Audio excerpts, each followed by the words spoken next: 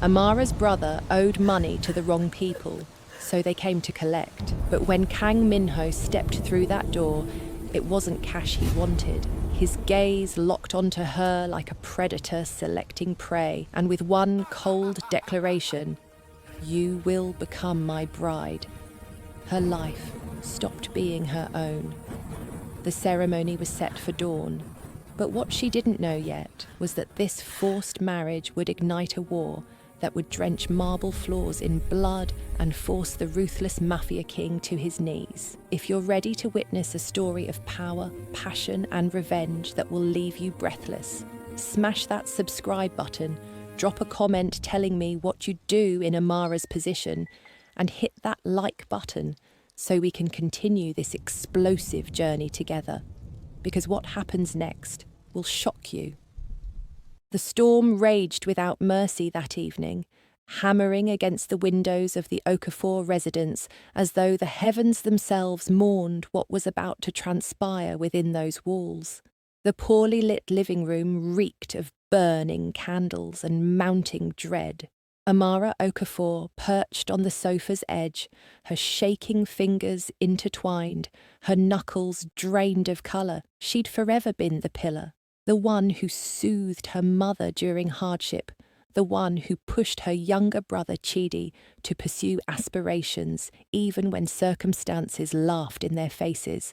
Yet this evening, that pillar felt like it was crumbling into dust. Before her, Chidi moved restlessly across the floor, perspiration forming on his brow. Their mother remained motionless in the far corner, eyes puffy and crimson, incapable of meeting her daughter's gaze. The doorbell sounded, a profound, authoritative tone that sliced through the stillness like steel. Chidi became rigid. Amara's heart pounded violently against her chest. "They've arrived," he breathed. Before Amara could utter a word, the door swung open, not knocked upon, simply opened, as though they already possessed the right. Two figures in midnight suits stepped inside, their arrival stealing the oxygen from the room. Their expressions were granite, their gestures calculated. Following them came another man, imposing, angular features,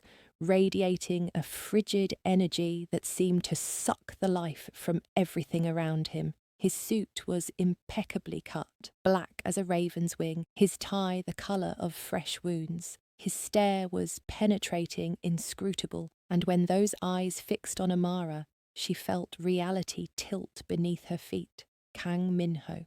The mere mention of that name could silence entire rooms in the corporate sphere. A Korean magnate whose dominion spanned across the globe. To the masses, he represented calculation, brilliance, and perilous ambition. To those operating in darker circles, he embodied something far more sinister. The commander of an underground empire that dealt in influence, intelligence, and violence. Chidi cleared his throat nervously. "Mr. Kang, if I could just explain—" "That won't be necessary."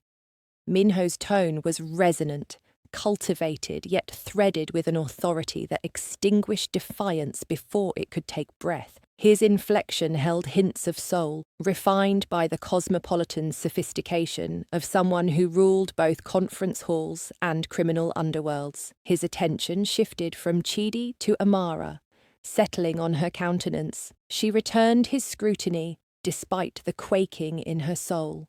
Those eyes, frigid, assessing yet harbouring something unvoiced. "This is the one," he stated without emotion. Chidi gave a jerky nod, his voice wavering. "Yes, sir." "My sister, Amara." Stillness descended. Amara sensed the universe pausing its rotation. Minho advanced closer, and with every footfall, Amara's lungs constricted. He halted directly before her, his imposing stature engulfing her in shadow. He examined her, as one might evaluate a rare acquisition he contemplated claiming. "She'll suffice," he uttered at last. Amara's teeth clenched. "I'm sorry." "What?" The ghost of satisfaction touched his mouth, though his eyes stayed merciless. "You will become my bride." The declaration struck like a physical blow. Her mother inhaled sharply. Chidi averted his eyes downward. Amara pushed herself upright, rage burning through the terror. Absolutely not. For the first time, a subtle smile played at Minho's lips, though it failed to warm his expression. "You're confused, Miss Okafor. This isn't a proposition." Her blood ran cold. She looked toward Chidi, whose quivering hands revealed his betrayal. "Chidi, what did you do?" Chidi's words fractured. "I didn't have an alternative, Amara. I was indebted to them. You traded me," she whispered, her voice oscillating between shock and wrath. "I protected you," Chidi stammered. "Had I refused their terms, they would have ended me. They would have slaughtered all of us." Moisture gathered in Amara's eyes, but she wouldn't permit them to fall before this intruder, this individual who had just claimed dominion over her existence. She pivoted back to Minho, her words sharp as broken glass. "I'm not merchandise you can purchase to settle an obligation." His eyes grew darker, and with one fluid motion, he extended forward, his fingertips grazing her jaw, angling her face toward his. The contact was icy yet authoritative, a jolt of supremacy that sent tremors through her. "You believe you possess agency here," he murmured, his voice barely above a whisper. "Precarious assumption. Your brother's obligation isn't trivial.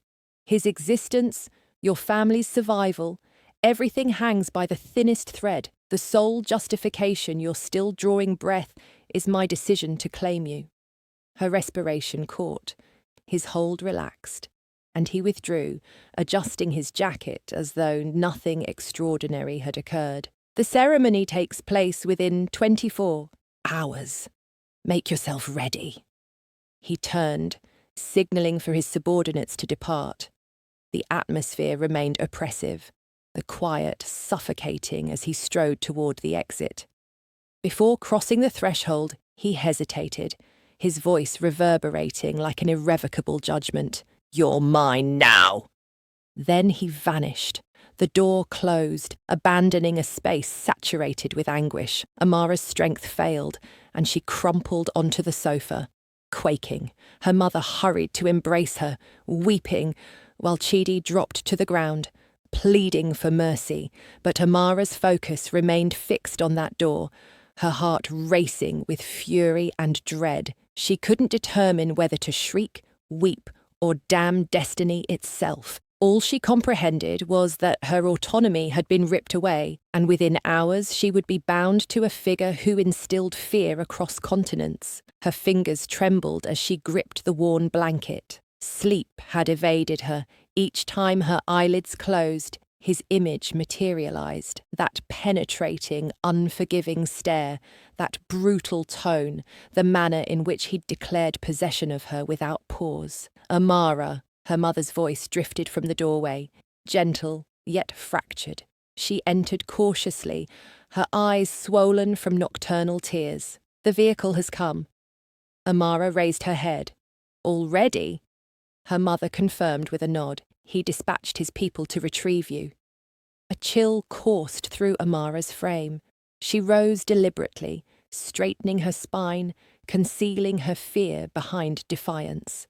"Then we shouldn't keep him waiting." The vehicle, idling outside, was streamlined and obsidian, an armoured luxury machine that screamed both fortune and peril. Two figures in midnight suits flanked it, their eyes obscured behind tinted lenses, their bearing rigid with authority. Amara climbed inside. The leather embrace swallowed her in silence. She gazed through the darkened glass as the vehicle departed from her working-class neighbourhood and merged into the congested urban arteries. Lagos pulsed with life, honking vehicles, sidewalk merchants calling out, youngsters weaving between cramped passages. Yet Amara felt as though she existed in a separate dimension entirely, isolated, ensnared. Her mind churned, matrimony to someone unknown.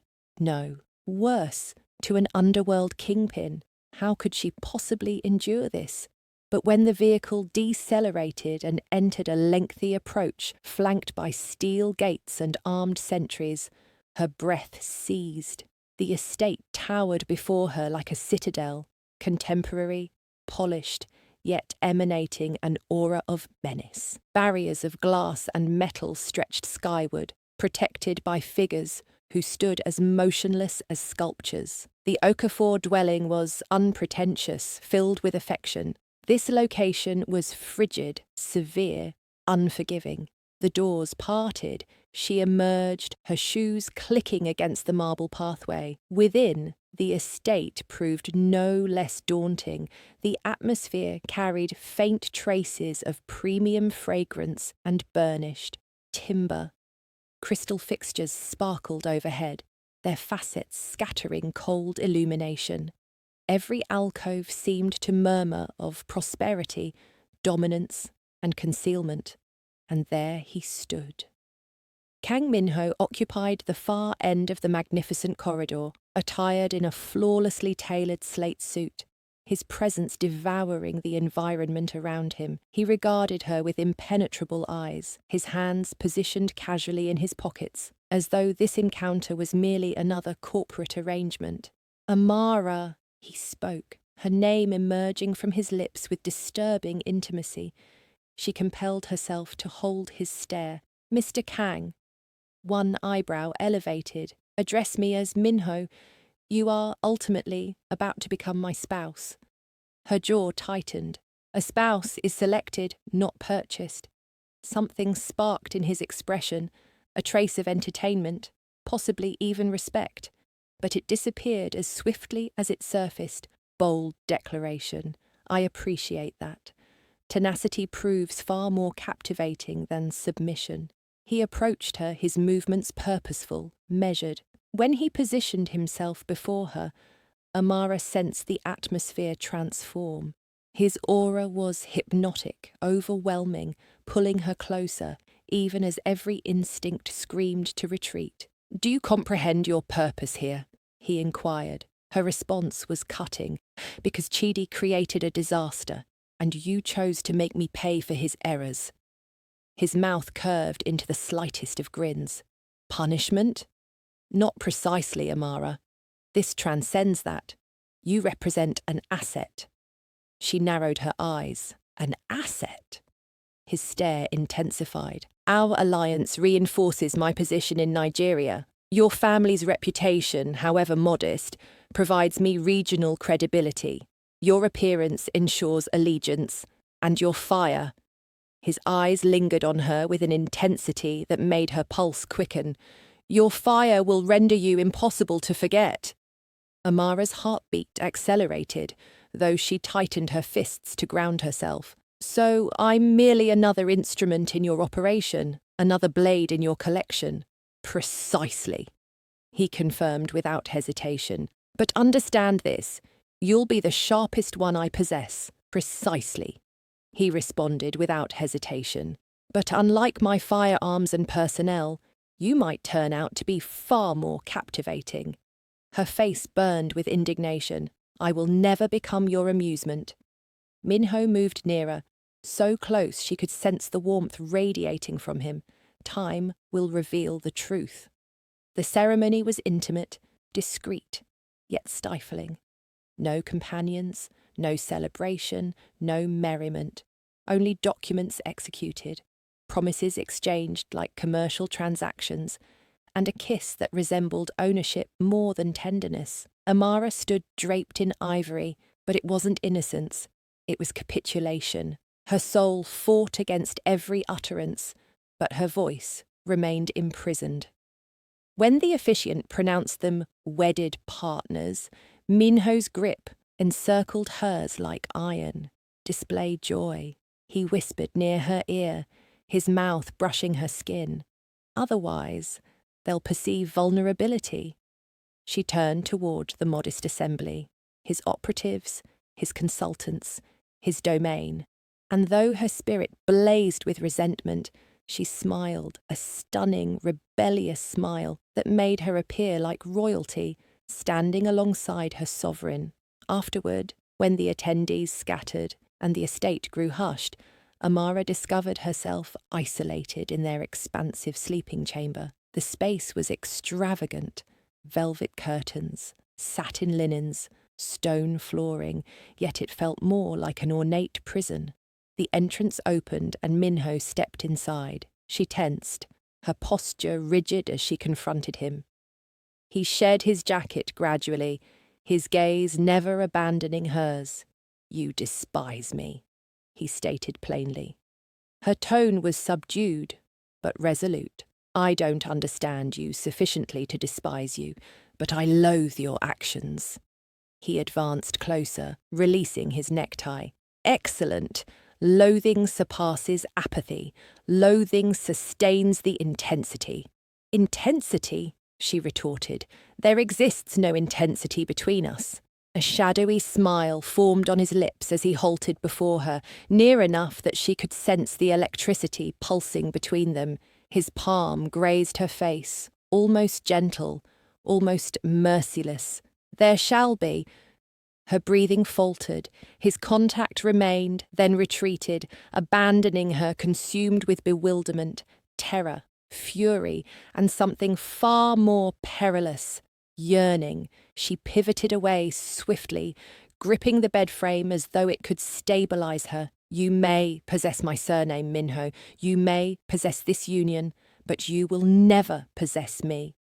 Behind her, he laughed quietly, a deep, threatening sound. "We shall discover, Amara. We shall discover."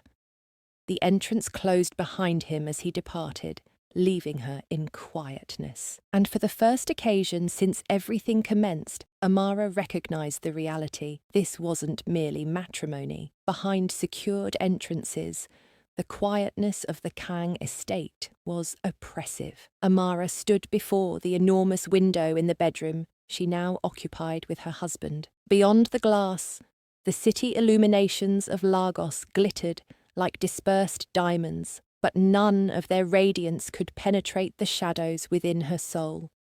She was wedded, tethered to an individual who regarded her like a possession, a piece in his domain of authority and darkness. Her mirror image in the glass stared back at her, a woman in a silk sleeping garment, tresses flowing around her shoulders, eyes burning with rage. She scarcely recognized herself. The entrance groaned open. She didn't require confirmation to identify him. The magnitude of his aura was unmistakable. Kang Minho entered, his jacket already discarded, his shirt unfastened at the throat. He appeared more at ease now, but no less threatening. His every gesture was intentional, regulated, like a hunter, that never relinquished consciousness of its target. "You haven't consumed anything," he stated bluntly, his attention falling on the undisturbed meal arrangement. Amara didn't shift. "I lacked appetite. You'll require your fortitude," he responded, traversing the space toward her.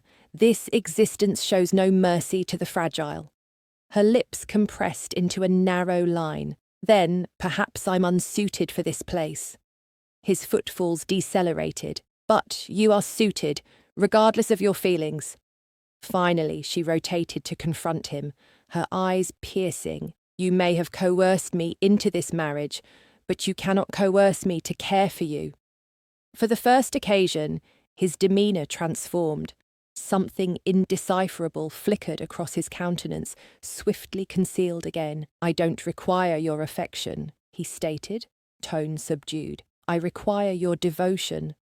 And if I decline," he advanced closer until the distance between them evaporated, his hand elevated, caressing her face, transmitting an involuntary tremor down her backbone. His contact was deceptively tender, but the dominance behind it was undeniable. "Then," he murmured, his lips perilously near to hers, "you'll discover that betrayal carries consequences you cannot shoulder." Her pulse raced, though she compelled herself not to withdraw. "You believe terror will secure me. You're mistaken. You don't understand me, Minho." A grin pulled at his lips.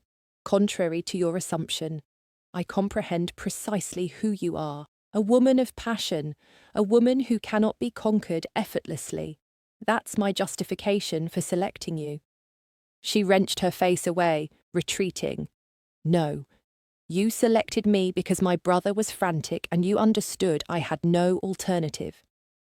His eyes intensified, but instead of wrath, a peculiar appreciation gleamed within them. "Perhaps. But you fascinated me, Amara. Most women would have yielded by now. You resist." Her breathing caught, her chest ascending and descending with the force of the moment. He inclined closer, his voice diminishing to a whisper that spiraled into her ear. "And it makes me crave you even more." The atmosphere between them combusted. Amara's pulse hammered frantically as his proximity threatened to engulf her. Her consciousness screamed to repel him, but her body defied her, warmth gathering deep within, breath catching in her throat. No, she couldn't permit this. With a surge of defiance, she thrust him backward. "Stay distant from me." For a heartbeat, silence dominated.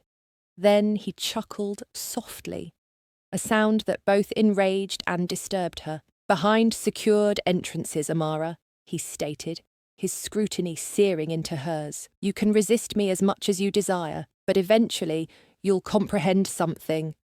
Her voice wavered. "And what might that be?" His grin intensified, his eyes shadowy with craving. "That loathing and longing are not so dissimilar. One consumes just as fiercely as the other."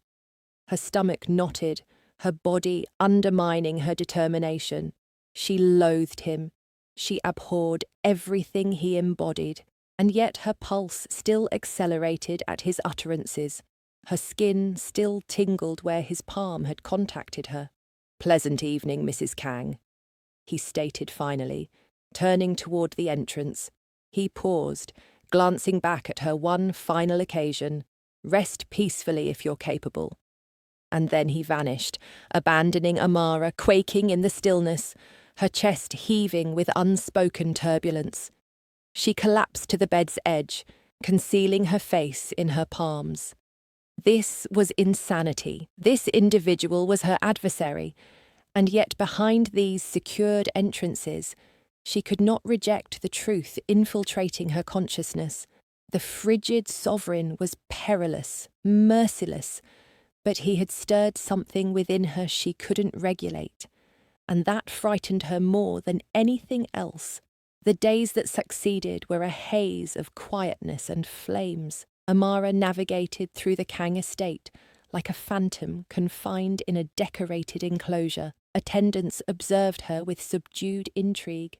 Sentries shadowed her every movement, and Minho, her husband, her imprisoner, was omnipresent and absent simultaneously. Sometimes she would detect him observing her from across a chamber, his piercing scrutiny lingering excessively long before diverting away. Other occasions he disappeared into conferences, vanishing into the underworld of commerce and violence that she desired no involvement with. Yet, regardless of how much she attempted to fortify herself against him, she could not dismiss that evening.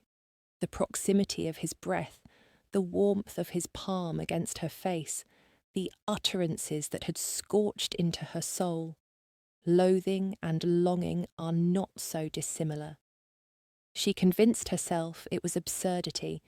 She convinced herself she loathed him, but her body defied her in ways she couldn't acknowledge aloud. One evening, as the heavens outside transformed into dusk, Amara discovered herself in the mansion's study. The chamber was expansive, its shelves ascending to the ceiling, populated with leather-bound volumes that carried faint traces of aged parchment and decay. It was the first location in the residence that granted her a sensation of tranquility, a refuge of literature far removed from the turmoil of her existence. She was gliding her fingertips along the book spines when his voice severed through the stillness. "You enjoy reading." She became immobile. Gradually she turned. Minho reclined against the entrance frame, his necktie slack. his jacket absent, the initial few fastenings of his shirt undone. He appeared almost relaxed, yet his aura consumed the chamber like an approaching tempest. "Naturally, I enjoy literature," she stated, constricting her eyes. "Unlike yourself, perhaps I discover solace in something beyond dominance." He grinned, faintly, advancing into the chamber. "Quite the opposite. Literature represents dominance. Information hones the intellect, and a honed intellect proves far more lethal than any weapon." She dismissed this with contempt, rotating back to the collection. "You reference weapons as though they're commonplace." "They are," he responded plainly, his footfalls measured as he neared. "In my realm, they represent continuation." His realm, not hers. She extracted a volume from the collection, an aged masterpiece, and positioned herself by the window, resolved to disregard him. Yet, when he traversed the chamber and settled opposite her, his scrutiny penetrating into her, it became unattainable. "What brings you to this space?" she challenged, opening the volume. His eyes remained on her, indecipherable. "Because it pleases me to be present." Her pulse accelerated. "You derive satisfaction from my discomfort, correct?" "Discomfort!" He laughed quietly, declining his head. "No, Amara, I derive satisfaction from observing your opposition. You're distinctive. Most women in your circumstances would have yielded by this point. You continue resisting." "Perhaps that's because I'm not your possession," she retorted, diminishing the volume. His lips formed a threatening smile. "You're mine, more than you acknowledge." Before she could counter, he inclined forward, his forearms positioned on his legs, his eyes secured on hers. The force of his scrutiny made her chest constrict. "Inform me of something, Amara," he stated, his tone subdued, personal. "Do you loathe me?" Her breathing faltered. The response should have been effortless. Yes, yes, she loathed him. But the utterance lodged in her windpipe. I loathe your treatment of me," she breathed ultimately. His grin expanded, not equivalent. Her face burned, fury and bewilderment spiraling within her. "You distort everything." "No."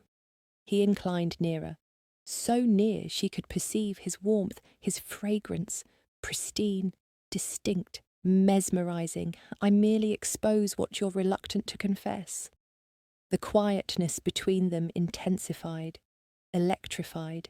She could detect her own pulse, frantic and erratic. Her lips separated as though to articulate, but no utterances emerged. Then his palm shifted, gradually, intentionally.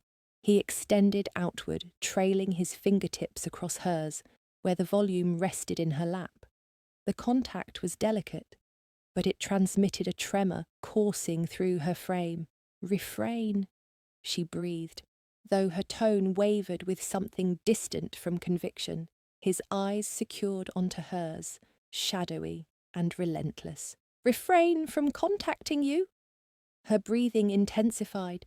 "Precisely." His digit grazed the reverse of her palm, sparking sensations she frantically attempted to disregard. "Then instruct me to cease. Instruct me and I shall comply."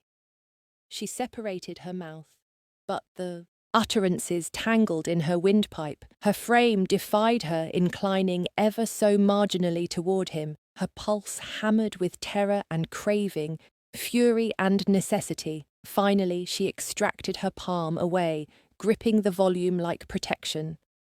"Cease." For an instant, quietness extended between them.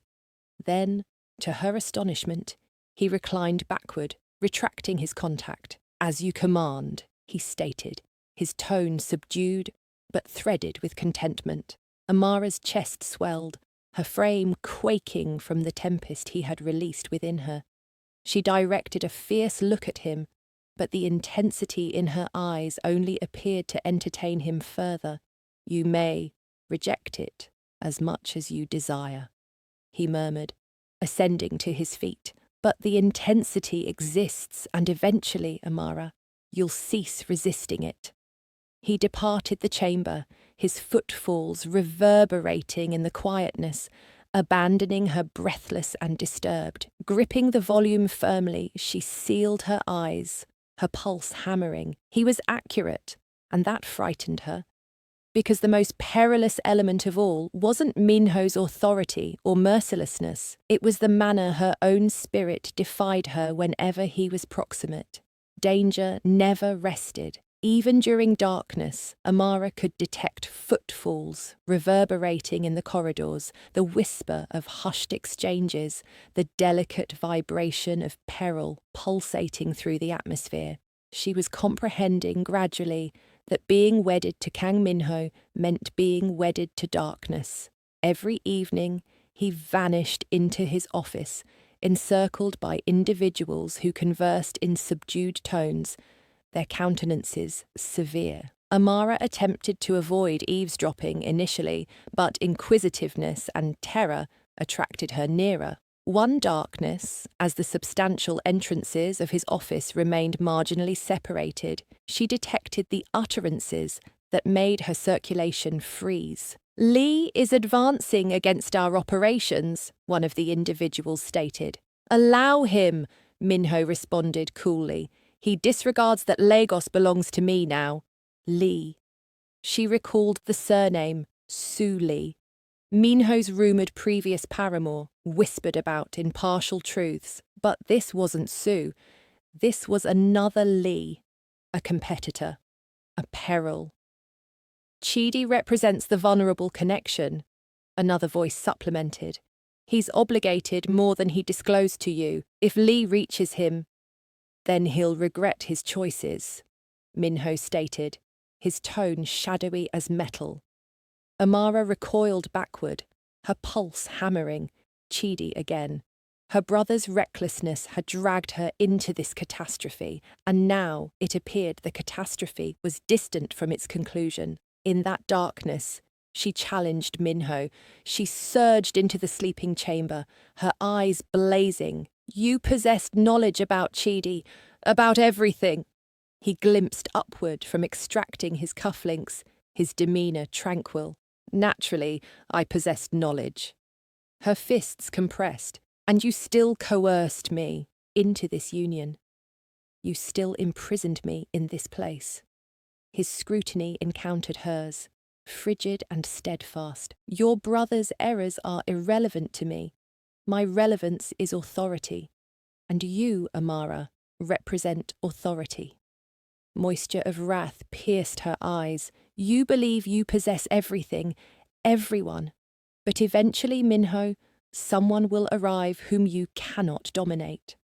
He advanced closer, his aura suffocating, his palm elevating to caress her face almost gently.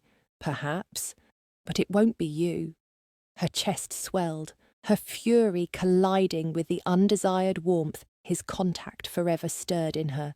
And then gunfire, acute, reverberating, brutal. Amara inhaled sharply, immobilizing as outcries erupted beneath. Minho's demeanour solidified instantaneously. He seized her wrist, drawing her toward the chamber's corner. "Remain positioned, do not shift." "Wait, what's transpiring?" she exclaimed, terror gripping her chest. "Conflict," he stated flatly, his tone like frost. "And you're mine to safeguard." Before she could respond, he vanished, his operatives flooding the corridors as turmoil thundered through the estate. Amara compressed herself against the barrier, quaking as shrieks and discharges populated the darkness. She was imprisoned in his realm now, this realm of darkness and violence. And for the first occasion, she recognized the reality. She could no longer withdraw. When Amara ultimately ventured to emerge from concealment, her unshod feet contacted against the frigid stone flooring as she pursued the faint sounds of confrontation and brutality. And then she perceived him. Minho occupied the magnificent corridor, his suit jacket abandoned, his ivory shirt marked with crimson, that wasn't his own. He shifted like a hunter, firearm in palm, his demeanor tranquil and lethal as he discharged with exactness. Around him, his operatives battled intensely against the infiltrators. Lee's operatives, she recognized with terror. One of the assailants penetrated through, propelling toward Amara. She shrieked, recoiling, only for a discharge to resonate, the individual collapsing at her feet. Minho occupied across the chamber, his firearm still emanating vapor, his eyes secured on her. For the first occasion, Amara perceived something in those eyes that made her chest pain, not merely ruthlessness, not merely dominance, but terror of losing her. When the final infiltrator descended, quietness returned. The stone flooring was marked, the atmosphere substantial with vapor and crimson. Minho advanced toward her, his chest swelling. "I instructed you to remain concealed," he declared harshly. She quaked, her moisture ultimately descending. "I couldn't. I believed." Before she could complete, his palms enclosed around her countenance, drawing her near, and then his lips were on hers. The kiss was nothing she anticipated. It was intense, consuming, frantic, a collision of intensity and frost, loathing and craving, terror and yearning.